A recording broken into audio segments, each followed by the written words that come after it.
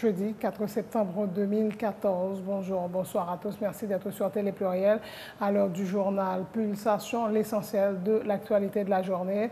L'actualité, justement, le directeur général de la PNH a répondu ce jeudi à la convocation du juge Lamar Bélisère.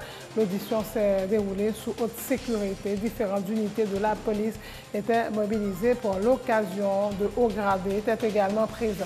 Godson Aurélie affirme que sa présence au cabinet d'instruction traduit le respect de la police nationale d'Haïti envers les institutions. Le DG de la PNH devrait être interrogé sur la lenteur des forces de l'ordre à exécuter le mandat d'amener émis contre l'ex-président Jean-Bertrand Aristide. Le ministre de la Communication, Rudy Erivo, accuse les sénateurs de l'opposition de fuir leurs responsabilités et de pratiquer la politique d'usure pour renforcer le pays dans la crise, soulignant que le dialogue ne devrait pas être utilisé pour faire de la surenchère. Le Sénat n'a pas réussi à ratifier le projet de budget 2014-2015 faute de quorum. Le président de la commission finances du Sénat, Jocelyn Privert, se dit préoccupé par le fait que le texte pourrait ne pas être adopté par l'Assemblée des sénateurs à l'expiration du délai, à savoir le 8 septembre. Passé ce délai, justement, le président devra convoquer, le président de la République devra convoquer en session extraordinaire les députés qui partent en vacances le même jour pour plancher sur le texte en deuxième lecture. Le congrès annuel des inspecteurs des écoles publiques s'est déroulé ce jeudi à Port-au-Prince autour des 12 mesures adoptées par le ministère de l'Éducation nationale pour le renforcement de la qualité du système éducatif. L'actualité sur le plan international, le dossier ukrainien a largement dominé le sommet de l'OTAN qui a démarré ce jeudi au Pays de Galles. La France refuse de livrer un premier bateau Mistral à la Russie à moins d'un cessez-le-feu et un règlement pacifique du conflit. L'OMS recommande 8 traitements expérimentaux et 2 vaccins pour lutter contre la propagation d'Ebola. Environ 200 experts sont réunis ce jeudi et vendredi à Genève pour débattre des stratégies à adopter face à la maladie. L'actualité sportive, pour la première fois depuis 2006, l'équipe de France a dominé l'Espagne 1-0 ce jeudi au Stade de France, en but de Loïc Rémy à la 74e minute. L'Italie s'est offert les Pays-Bas 2-0 à Bari. Le Serbe Novak Djokovic s'est hissé en demi-finale de l'US Open en dominant l'Écossais Andy Murray. Il affrontera le Japonais Kei Nishikori. Chez les dames, Serena Williams est également en demi. Elle sera opposée à Ekaterina Makarova. Voilà, mesdames et messieurs, pour le menu du journal.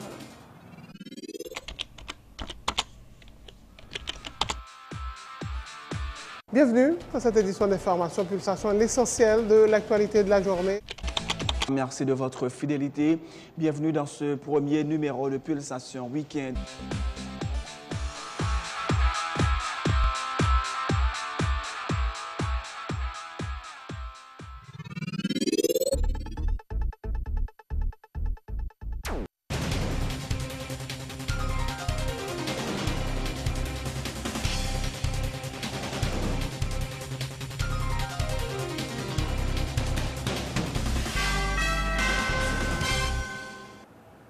Chef, bonjour, bonsoir. En couverture de ce journal, le directeur général de la police nationale d'Haïti a répondu ce jeudi à la convocation du juge Lamar Bélisère. Un fort dispositif de sécurité a été mis en place au palais de justice pour l'occasion. Différentes unités de la police étaient mobilisées. Godson Aurélie affirme que sa présence au cabinet d'instruction traduit le respect de la police nationale d'Haïti envers les institutions. Le DG de la PNH devrait être interrogé sur la lenteur des forces de l'ordre à exécuter le mandat d'amener émis contre l'ex-président Jean-Bertrand Aristide. Suivez ce reportage de Obenson Joseph. Le palais de justice sous haute sécurité ce jeudi 4 septembre 2014. Des agents de différentes unités de la police sont déployés autour du bâtiment, sur la cour, mais aussi sur le boulevard Harry Truman. Des hauts gradés de la PNH sont également présents. Un dispositif impressionnant de sécurité mis en place dans le cadre de la convocation du directeur général de la PNH, Godson Aurelius au cabinet d'instruction. Il est 10h10 du matin. Le commandant en chef de la PNH arrive au palais de justice, accompagné de son avocat, maître Eugène Pierre-Louis. Attention pour les saluts. Puis, il se rend au carré du juge d'instruction Lamar Bélisère, mais il trouve porte close. Le magistrat instructeur n'est pas encore à son bureau. Invitation de juge d'instruction Lamar Bélisère sous cas de mandat amené contre l'ancien président Jean-Bertrand Aristide.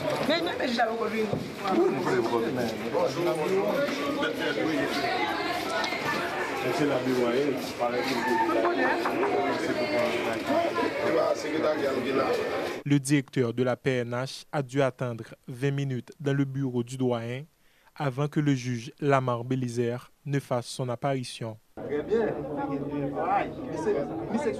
L'audition du commandant-chef de la police a duré environ 1h30. Il devrait s'expliquer sur la lenteur de l'institution policière à exécuter le mandat d'amener émis contre l'ancien président Jean-Bertrand Aristide pour corruption, détournement de fonds, blanchiment et trafic illicite de la drogue. Godson Aurelius affirme que sa présence au cabinet d'instruction traduit le respect de la police nationale d'Haïti envers les institutions. Les propos de son avocat, maître Eugène Pierre-Louis, vont dans le même sens. Nous-mêmes, dans la police, nous respectons toute institution qui est dans le pays. Nous avons décidé pour nous répondre à la convocation. Donc, pour que nous devions faire lumière à ça que le juge a besoin de connaître. Vous parlez de mandat, nous avons plusieurs mandats, pas un seul mandat. Pour l'instant, son comparution qui fait dans l'ordre du respect de la loi et collaboration institutionnelle. Le juge Lamar Bélisère a déclaré à HCNN, nous citons, « Quand un juge émet un mandat ou rend une ordonnance, il le fait au nom de la République et son ordre, émis conformément aux lois en vigueur, doit être exécuté par la police. Tout refus par la police d'obtempérer peut entraîner des conséquences. » Fin de citation. À noter qu'une dizaine de mandats a été émis par le juge Bélisère dans le cadre de ce dossier. Et réagissant à la convocation du DG de la PNH au cabinet du juge Lamar Bélisère, le ministre de la Communication, Rodier Rivaux, a indiqué qu'aucun citoyen devait avoir peur de la justice de son pays. C'est l'état de droit qui doit prévaloir et la machine judiciaire doit continuer à avancer, a-t-il souligné, ajoutant que tout citoyen faisant l'objet d'une invitation, l'officier de justice a pour devoir d'y répondre. Nous, nos sociétés démocratiques, que nous avons renforcées, nous ne pas immiscer nous dans les affaires internes de la justice. Dans ce cas, c'est l'état de droit qui doit prévaloir. Dans tous les cas, c'est l'état de droit qui doit prévaloir. Les citoyens ne doivent pas avoir peur de la justice de leur pays. Je ne vais pas l'entrer comme membre de l'exécutif dans causer la justice, qu'elle fasse son travail. Et que tout le monde qui vient pour répondre pas devant la justice, que pour inviter, pour capable voter plus éclaircissement, lumière, que la machine judiciaire continue d'avancer.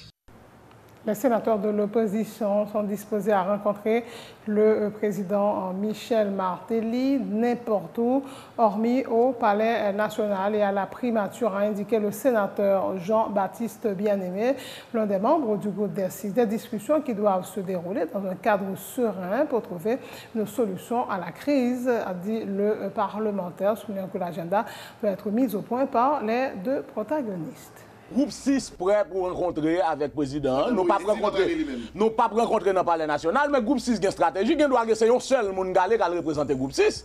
Mais groupe 6 a discuté avec le président Martelly, lesquels voulaient et les voulaient faire rencontre là de manière normale, formelle, avec un agenda pour nous connaître qui ça nous va discuter. D'avance, nous avons fait une proposition, nous avons fait une proposition, nous avons des techniciens des deux bords qui préparent l'agenda pour gagner une rencontre formel, mais surtout, et en question liée à moins palais national, moins primature, nous croyons que nous n'avons pas de problème. Bon, il faut nous avoir toute quiétude. Nous, par exemple, moi-même, je fais sucre. Là, je fais sucre, il faut pipi en pile. Je ne suis pas aller dans la toilette dans le palais. Là, je fais sucre, il faut manger un petit bagage de temps en temps. Je ne peux pas manger. Ça qu'a bay manger y a bay dans palais. Vous pas faire confiance? On moun fait sucre, faut boire de l'eau en pile. On ne peut pas boire de l'eau qui n'est pas l'air. Il faut nous battre pour nous faire bail là en façon parce que. Gros problème, vous comprenez, Jean-Serge Joseph. On parle de gouvernement de crier, est-ce qu'on t'a dit que nous-mêmes nous sommes censés avec exiger d'être dans la moto? Il y a un bagage qui est clair, c'est que c'est notre discussion, nous allons proposer qui ça qui vient sortir de crise. Mais nous connaissons que le gouvernement, c'est un gouvernement qui n'a pas inspiré personne de confiance. Mais c'est pour question de gouvernement seulement. C'est question de qui conditions on a créé pour en janvier pour pas gagner un goudou qui passe dans le pays. Nous croyons que c'est ça, c'est responsable. Le peuple a un mandat, le peuple a un président Matéli mandat. Nous avons une responsabilité pour nous travailler ensemble, pour nous éviter que le pays a tombé dans le désarroi après le deuxième lundi de janvier. Le vice-président du Sénat, Driss Richer, ne voit pas pourquoi la rencontre entre le chef de l'État et ses collègues du G6 ne peut pas se dérouler au Palais national. Il s'agit de la Maison du Peuple, fait remarquer le parlementaire, qu'il n'y a aucun terrain qui soit véritablement neutre. L'important, c'est de faire preuve de souplesse en vue de résoudre la crise, dit le parlementaire. J'ai demandé au président du Sénat de prendre son bâton de pèlerin et de voir comment on peut dialoguer, si on peut trouver une issue. Je me suis allé, j'ai une petite ouverture ça pour faire. Bon, les amis du groupe 10, du groupe 6, disent qu'ils ne vont pas aller dans le palais national. Bon, le palais national, il n'est pas construit ni par papa, ni par grand-mère, ni par papa Matéli, ni par papa grand-père, etc. Le palais national, c'est la maison du peuple. Donc, pour qui ça? Pour ne dire que je ne vais pas aller dans le palais. Mais on doit dire que parfois, quand le président est au palais national, il peut avoir certaines tendances à dire des mots déplacés. Tout comme ici. Là où invitons ministre ici, là, une série de sénateurs, parfois, qui gagnent des mots déplacés à l'endroit de monde.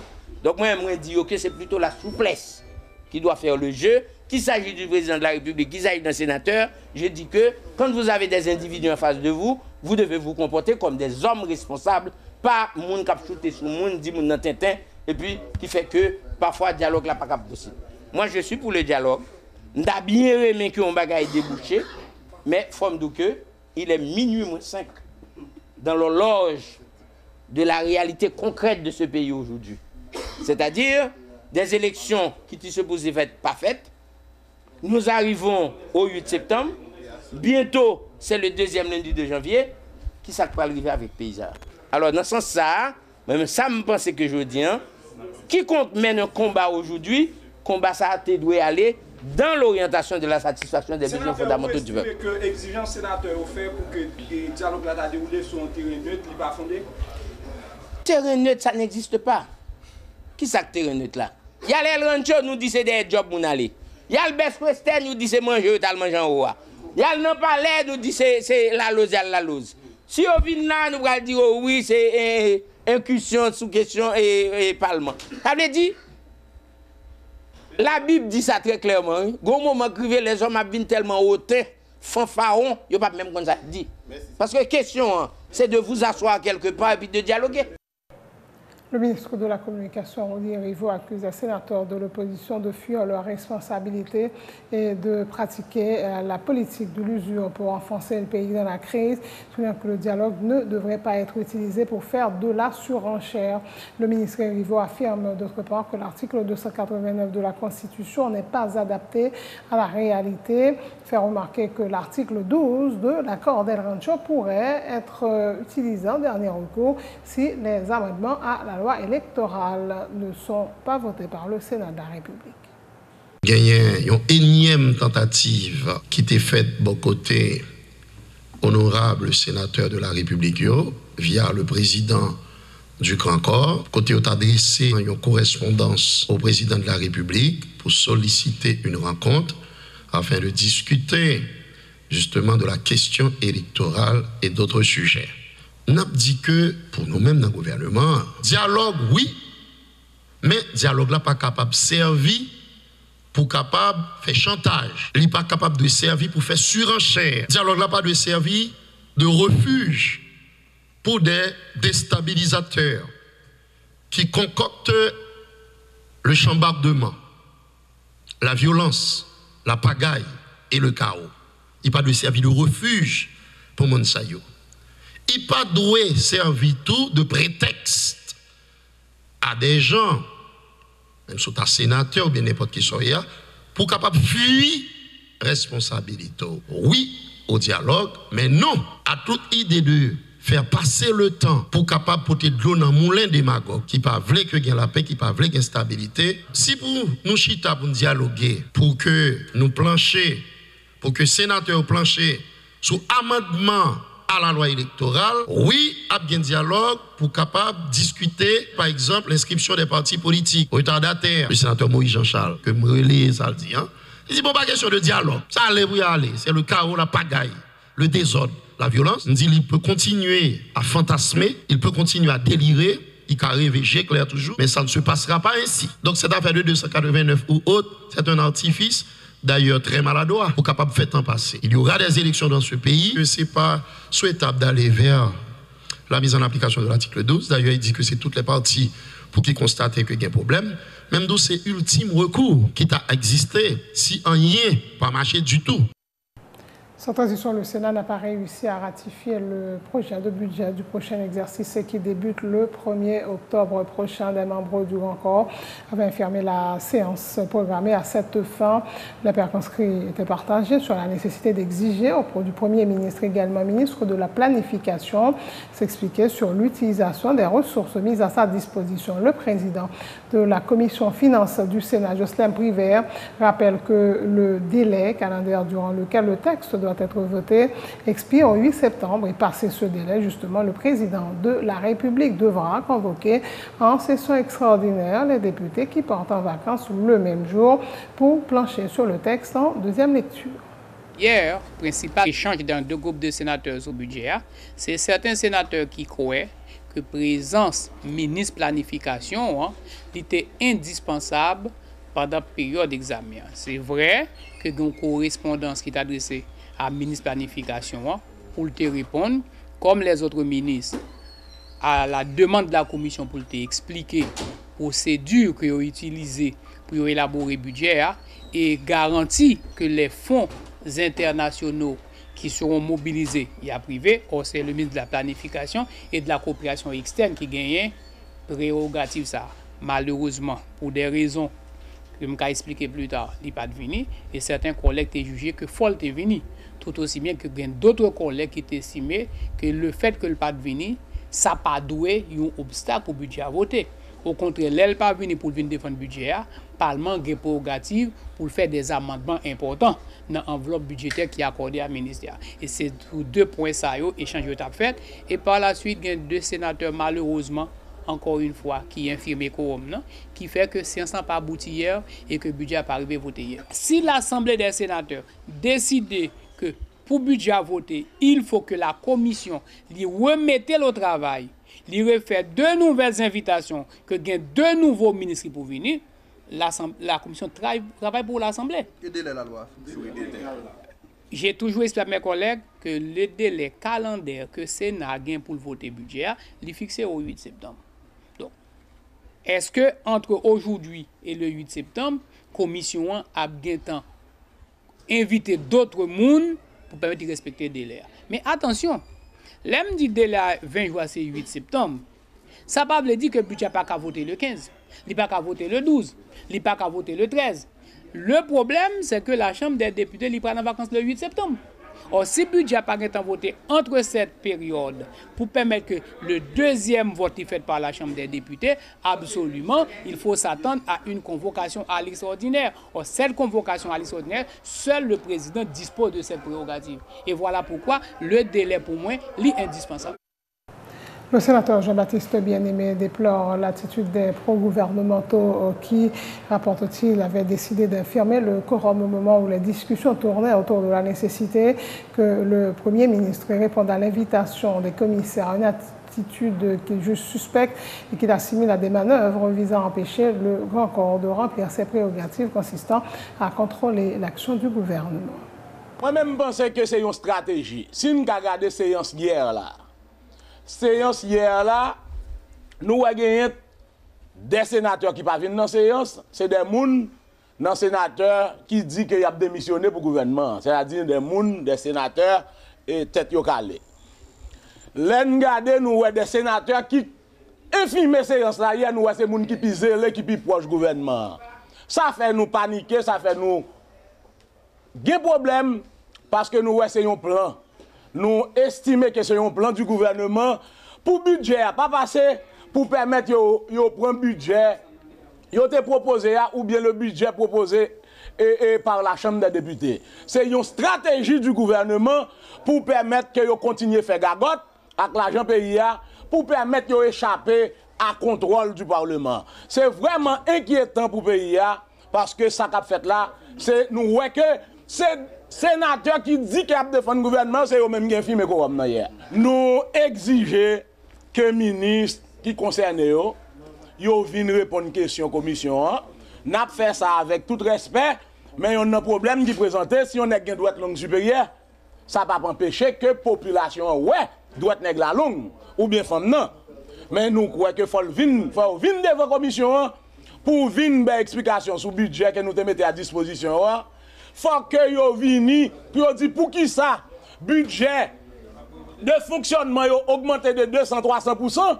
Pendant ce temps, budget d'investissement, sa population a diminué. Nous croyons qu'il y a une obligation pour ça fait avant même que nous-mêmes nous avancions dans la question de votre budget. Le congrès annuel des inspecteurs des écoles publiques s'est déroulé ce jeudi autour des mesures adoptées par le ministère de l'Éducation nationale pour le renforcement de la qualité du système éducatif. Le ministre René Maniga dit attendre qu'ils s'impliquent davantage dans l'accomplissement de leur mission de supervision pédagogique et administrative des institutions publiques, leur assurant que des dispositions ont été adoptées, notamment en termes de relèvement salarial pour l'amélioration de leurs conditions de travail. 600 inspecteurs qui travaillent dans le système à tous les niveaux, fondamental, secondaire, technique et professionnel, pour nous être capables d'analyser avec eux tout enjeu, défi que l'année ça a gagné la donne. Surtout, nous connaissons 12 mesures que le ministère fait que prend qui gagne pour avec renforcement de la qualité du système éducatif. Eh bien, on ministre pas cachita dans le bureau avec directeur technique seulement ou bien avec directeur départemental seulement, pour le capable quoi que M. Sao va atterrir sur le terrain.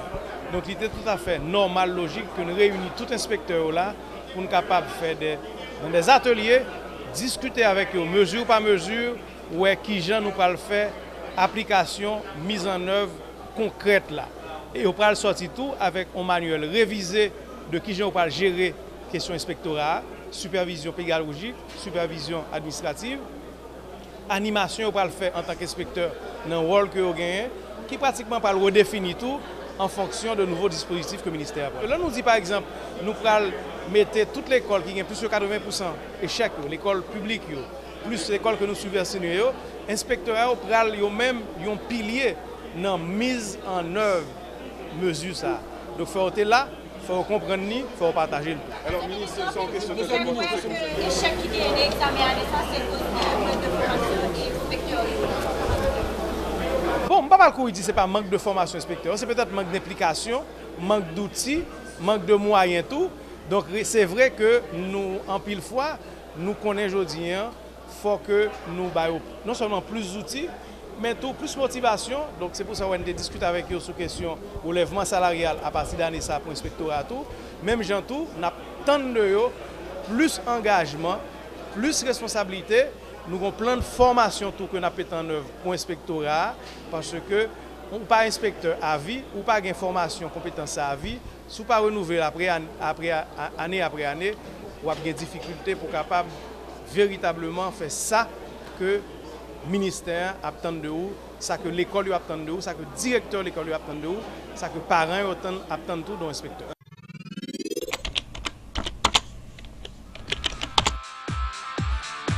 Bienvenue dans cette édition d'Information Pulsation, l'essentiel de l'actualité de la journée. Merci de votre fidélité. Bienvenue dans ce premier numéro de Pulsation Week-end.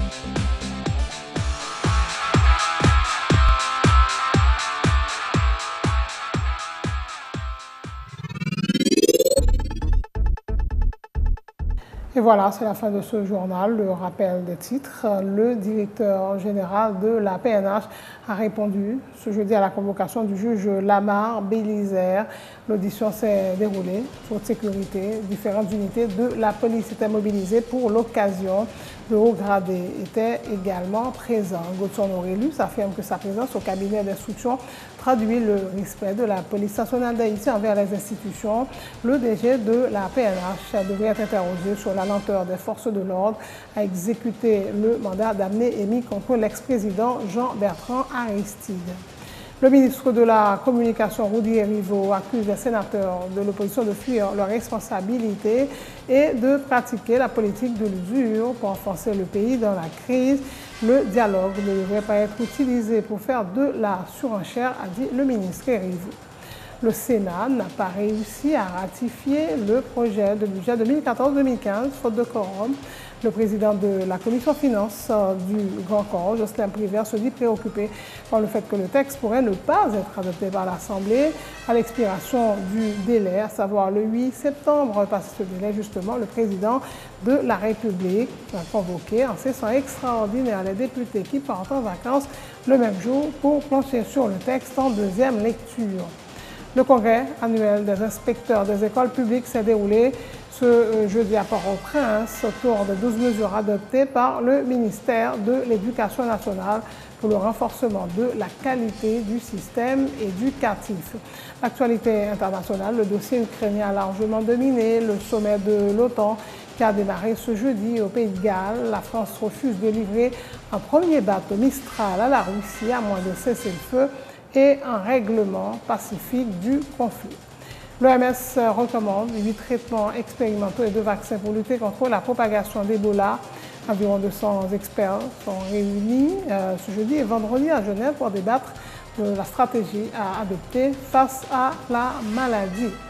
En sport, pour la première fois depuis 2006, l'équipe de France a dominé l'Espagne en 0 ce jeudi au Stade de France en but de Loïc Rémy à la 74e minute. Et à noter que l'Italie s'est offert les Pays-Bas 2-0 à Bari. Le Serbe Novak Djokovic s'est hissé en demi-finale de l'US Open en dominant l'Écossais Andy Murray. Il affrontera le Japonais Kei Nishikori chez les dames. Serena Williams est également en demi et sera opposée à Karina Makarova. Merci d'avoir suivi ce journal. Passez de bons moments en compagnie de Télé Pluriel.